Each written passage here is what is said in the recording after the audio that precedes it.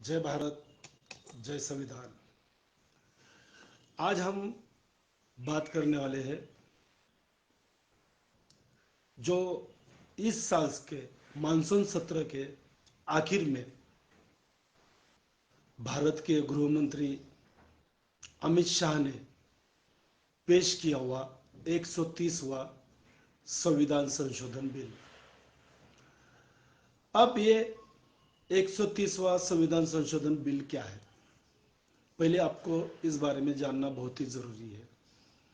इस बिल में ये कहा गया है कि कोई पंतप्रधान, मुख्यमंत्री, मंत्री, आमदार या खासदार, इनके ऊपर भ्रष्टाचार के आरोप लग गए और वो 30 दिन के ऊपर अगर जेल में रहे तो उन्होंने नैतिकता के तौर पे अपना इस्तीफा देना चाहिए या उन्हें उस पद से हटाया जाना चाहिए। ये इस बिल का मुख्य आशय है।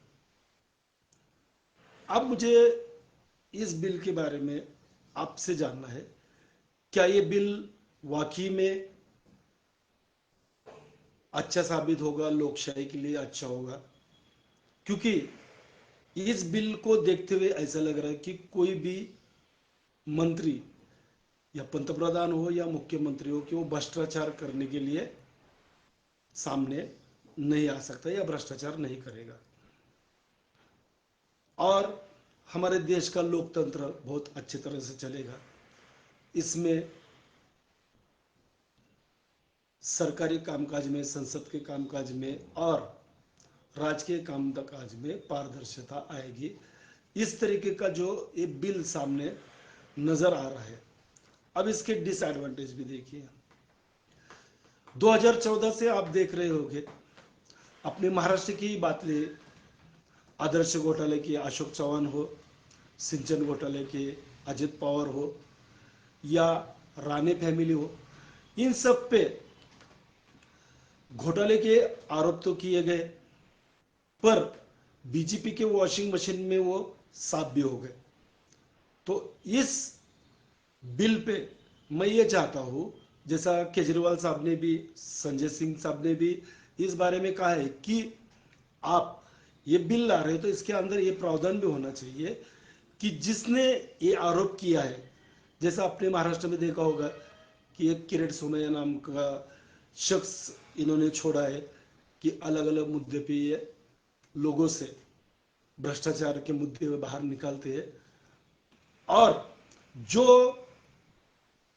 इसकी इंक्वायरी कर रहा है, वो ईडी हो, सीबीआई हो या फिर इनकम टैक्स डिपार्टमेंट हो या इलेक्शन कमीशन हो, जो भी ये इनका इंक्वायरी करेंगे और ये भ्रष्टाचार के बारे में जिसने भी आरोप लगाया है, अगर जिस पे आरोप लगाया है वो सिद्ध नहीं हो गया तो इनकी भी नैतिकता है कि आपने गलत इल्जाम लगाया है और गलत इल्जाम के तौर पे इनको भाई राजीनामा लेना चाहिए, इनको पद से हटाना चाहिए। ये भी 130वें संशोधन बिल में आना बेहद ही जरूरी है।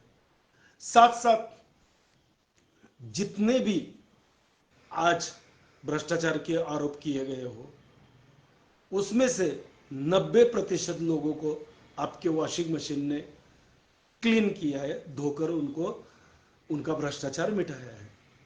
तो क्या इस बिल से आप इनडायरेक्टली आपके बीजेपी पक्ष के लिए रास्ता तो नहीं खोल रहे कि आओ हमारे पक्ष में शामिल हो जाओ, हमारे वॉशिंग मशीन में धोकर तुम क्लीन हो जाओ?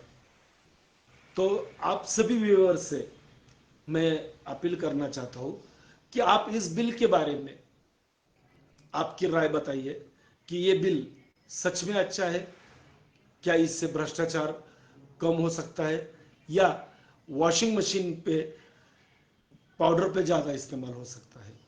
क्योंकि ये राय आपकी है, ये लोकतंत्र है और आपको लोकतंत्र अगर बचाना है तो आपको आवाज तो उठानी ही पड़ेगी। आप देख रहे वोट चोरी की आवाज संसद से लेकर तो गली गली में गूंज रही है। आज हर कोई आमदार हो, खासदार हो, या हर किसी को शक के नजर से देख रहे हैं कि ये तो वोट चोरी करके तो आमदार या खासदार नहीं बना, या वोट चोरी करके ये मंत्री तो नहीं बना। लोग तो खुलेआम पंतप्रधान के नाम से नरेंद्र मोदी वोट चोर, गद्दी छोड़ इसके नारे दे रहे। तो हो सकता है ऐसे बहुत से भ्रष्टाचार की जो चीजें आपकी आवाज से ही सामने आने वाले हैं। तो आप अपनी राय जरूर दीजिए कि आपको क्या लगता है कि 130वां संशोधन बिल आना चाहिए जो अभी जेपीसी में दिया हुआ है, और इस बिल में क्या क्या प्रावधान होना चाहिए। कि मतलब एक साइड तो हो गया कि अगर कोई भ्रष्टाचार करता है तो और वो 30 दिन के ऊपर जेल में रहता है तो उसका पद का इस्तीफा देना चाहिए वगैरह वगैरह। पर इसके साथ साथ इसके अंदर और क्या क्या पॉइंट्स ऐड होना चाहिए ये भी आपको बताना बहुत जरूरी है। आपका एक कमेंट हमारे भारत के लोकतंत्र को और मजबूत कर सकता है और बचा भी सकता है। जय भारत, जय संविधान, अस्सलाम वालेकुम, नमस्कार, सत श्री अकाल, जय जोहार।